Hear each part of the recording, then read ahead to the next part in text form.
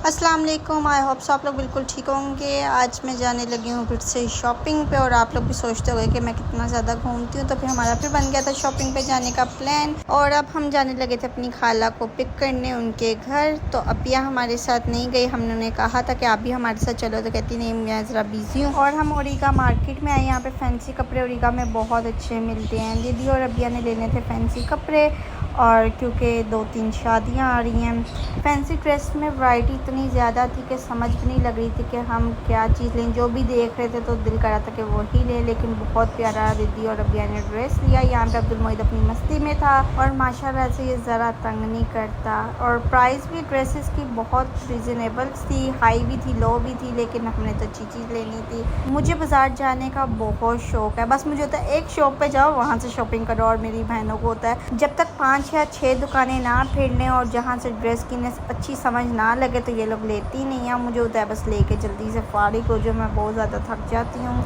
हम लड़कियों के पास कपड़े जितने मर्ज़ी ज़्यादा हों, लेकिन हमें लगता है कि हमारे पास कपड़े बिल्कुल कम हैं।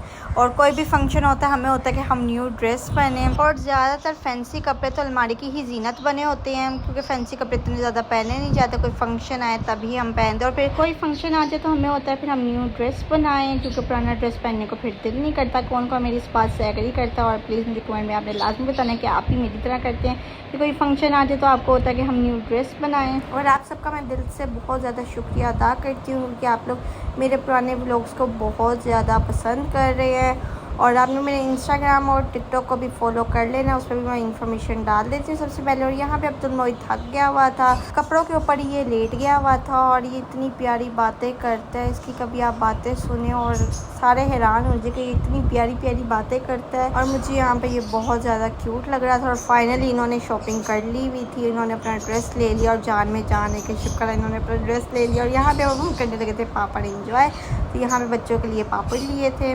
और ऐसे पापड़ बहुत मज़े के लगते हैं, अपने बचपन की याद आ जाती है कि बचपन में हम ऐसे पापड़ खाया करते थे। और हम अब जाने लगे हैं स्टेक अवे। शॉपिंग तो हमारी हो गई भी थी, तो अब हमने पेट पूजा भी तो करनी थी, तो इसलिए अब हम आ गए थे स्टेक अवे। नूर की फरमाइश पे, नूर का बहुत दिल कर रहा था स्टेक खाने को, तो उसके कहने पे फिर हम स्टेक अवे आए थे। काफ़ी दिन से लग रही हुई थी कि चलो चलें, तो ये बहनें मेरा वेट कर रही थी कि तुम आओगे तो हम इकट्ठे मिल के सारे जाएँगे, एक गेट टुगेदर भी हो जाएगी और मज़ा भी सबको आएगा।